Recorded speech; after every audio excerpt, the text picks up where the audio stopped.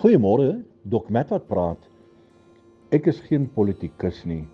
Ek probeer altyd net leef vir Jesus, die een persoon vir wie ek baie lief is. Probeer Jesus uitleef.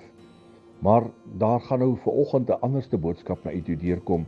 Ek gaan u nie bemoedig nie. Ek gaan u nie iets gee om aan te kou vir die dag, iets positiefs nie. Maar ek wil graag vir u vra, ek wil 'n beroep op u doen vanoggend. Ons land is op 'n mespunt gedryf. Ons weet nie waarheen gaan nie, die verkiesing is verby. En nou is dit samesprekings. Maar dit is so belangrik dat Jesus sal ingryp. Dit is so belangrik dat hy vir ons die pad sal wys, dat hy ons sal beskerm. As ons nou weer eens 'n situasie sal hê, soos wat ons met die onluste in Natal gehad het, ons land gaan dit nie oorleef nie. Ek is nie 'n doemprofeet nie, ek hou nie daarvan van negativiteit nie, maar ons kan dit nie weer bekostig nie.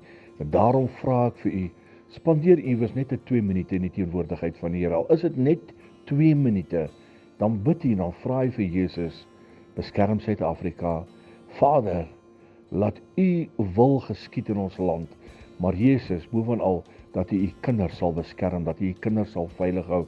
So jullie, my liewe vriend, koop die tyd uit, net 'n paar minute, vra vir Jesus, hierdie mooi land wat hy vir ons gegee het, dat hy dit vir ons sal beskerm, en dat alles sal uitwerk. Herlewingsgroete.